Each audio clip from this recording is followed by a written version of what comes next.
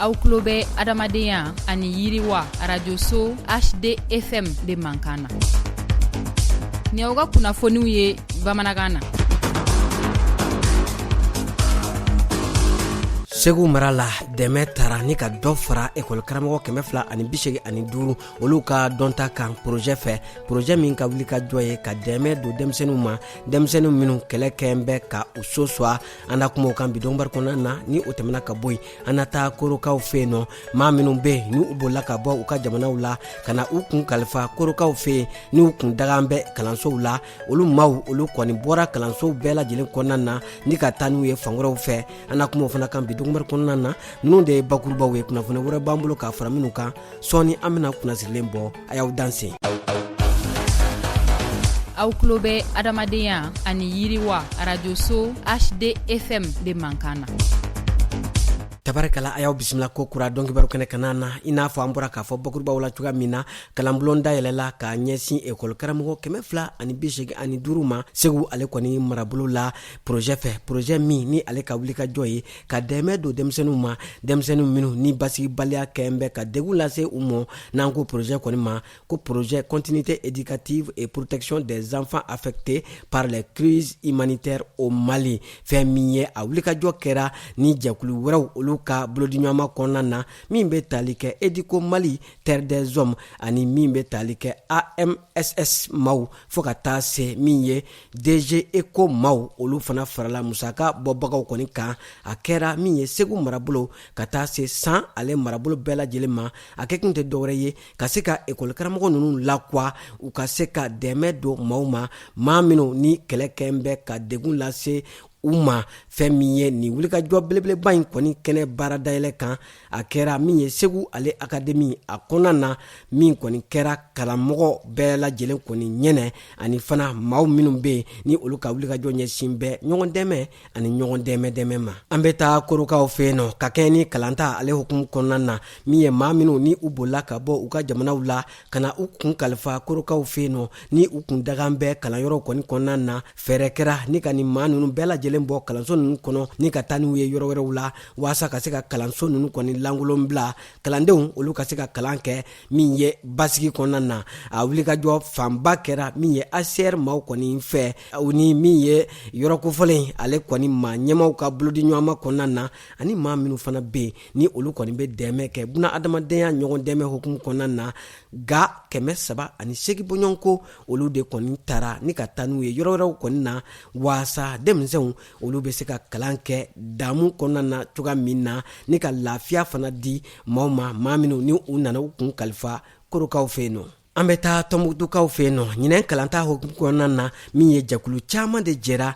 ni k'u bolo di ɲɔgɔn ma waasa ka se ka dɛmɛ kɛ denmisɛnninnakaw ani u somaw kɔni ye kalanta ale hukumu kɔnɔna na ɲinɛn kalanta in ale min kɔni sinsin bɛ babusen kan babusen min ye ko ka an sinsin seko ani dɔnko kan waasa ka yiriwa ani bɛn ani kelenya ani kotoɲantala ka o kɔni sinsin an ka jamana kɔnɔna na jɛkulu minnu ye bolo di ɲɔgɔn ma kɛ u bɛ tali kɛ Plan International Mali min ye projet Sikari ale kɔni hukumu kɔnɔna na ni a musaka bɔra Plan International Irland ka taa se Irish Aid maw fo ka taa se min ye maa wɛrɛw ma olu bɛɛ lajɛlen de kɔni farala ɲɔgɔn kan min ye Tɔnbukutu ale gouverneur ale ka dɛmɛ kɔni kɔnɔna na fo ka taa se maa wɛrɛw kɔni ma san 2025 ka taa se san 2026 ale kalanta hukumu kɔnɔna na dɛmɛ minnu kɛra o bɛ tali kɛ denmisɛnnin 237 olu de kɔni bɔra waati latɛmɛ kalansow la ni kana n'u ye kalanso yɛrɛ kɔnɔ o fana tɛmɛnen ko ka bɔ yen nɔ min ye kalanden taminɛw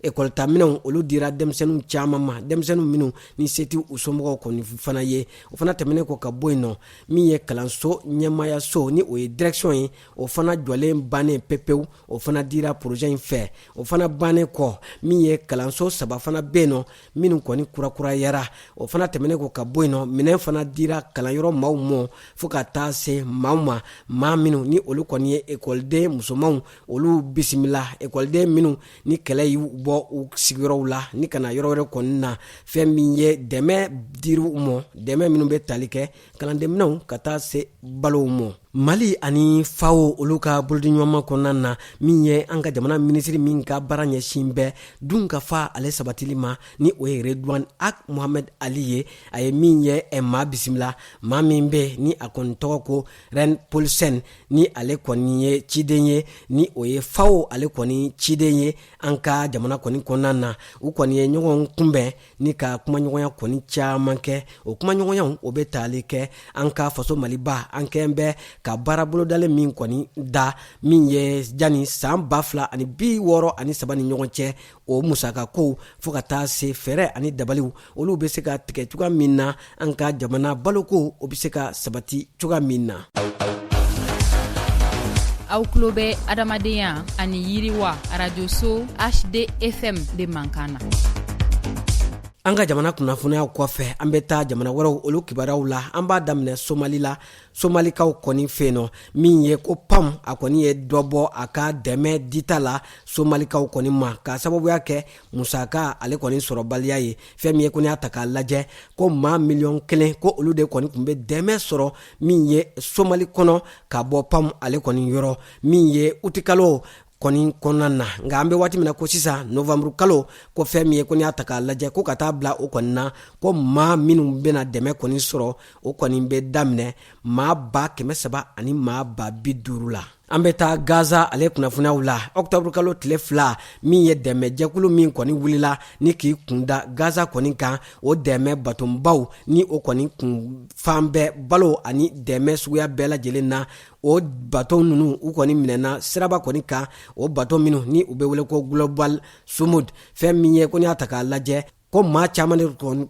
bɛ bato ninnu kɔnɔna na min bɛ taa maa 450 bɔɲɔgɔnko la. O maa ninnu cɛ ma maa min bɛ ni ale kɔni bɛ maaw kɔni kunkan ko kibaruyaw kɔni lase n'an k'o ma ko activiste min ye Greta Thunberg ko ale kɔni bɛ maa minɛtaw olu kɔni cɛ ma ko nin kɔni kɛra diɲɛ kɔnɔ. A ye maaw wuli ka u jɔ u sen kan ni ka maaw kɔni miiri jɛnya barisabu ni bato ninnu bɛɛ lajɛlen kɔni minɛna sira la min ye Israel jamana kɔni fɛ. An bɛ taa Congo RDC ale kibaruyaw la ka kɛ ni Ebola bana ale kɔni carili ye min ye nanzarala kɛlɛyantɔn ni o ye Union Européenne ye. U ye wulikajɔ kɔni kɛ ni ka nafolo mugu 1,000,000 ani tila ka o kɔni fara ɲɔgɔn kan ni o ye euro wari ye waasa ka se ka fɛn min ye maaw kɔni fara ɲɔgɔn kan maa minnu ni olu ye dɔnnibaa ŋanaw ye ani minɛnw waasa ka wulikajɔ kɔni sabati ani ka pankuruw bɛɛ lajɛlen kɔni sigi sen kan waasa ka taa dɛmɛ kɔni don Congo RDC jamana mɔ. Halisa an bɛ tɛmɛ ni kunnafoniyaw ye. Septembre kalo san 2025 min ye diɲɛ jamanabaw olu kɔni wulila ni k'u tɛgɛ di ɲɔgɔn ma waasa ka se ka min ye diɲɛ ale jo sariyaw ka se ka o kɔni lafasa buna adamadenya ale kɔni hakɛ kɔnɔna na. Jamanaba minnu farala ɲɔgɔn kan o bɛ tali kɛ Brésil, Faransi, Chine ka taa se Afrique du Sud jamana kɔni ma. U ye wulikajɔ kɔni sabati ni ka welewelemadaw kɔni kɛ waasa dɔ bɛ se ka fara min ye diɲɛ jo sariyaw olu kɔni fanga kan diɲɛ jamana bɛɛ lajɛlen kɔnɔna na. An lamɛnbaaw an b'aw bɛɛ lajɛlen fo ka bɛɛ lajɛlen waliɲuman dɔn. Kunnafoniya minnu tun bɛ an bolo ka bɛn bidoya in ma o de tun ye ninnu ye. A y'aw sɔgɔlen to HDFM na ni Alahu Taala sɔnna ma a tɛna fɔ aw jigi kɔ. Ni kunnafoniyaw lasera aw ma aw balimakɛ n'aw denkɛ Idrissa Badimi fɛ maa min tɛgɛ bɛ nɛgɛw la o ye Salimu Jwara ye. A k'an bɛn waati wɛrɛw la.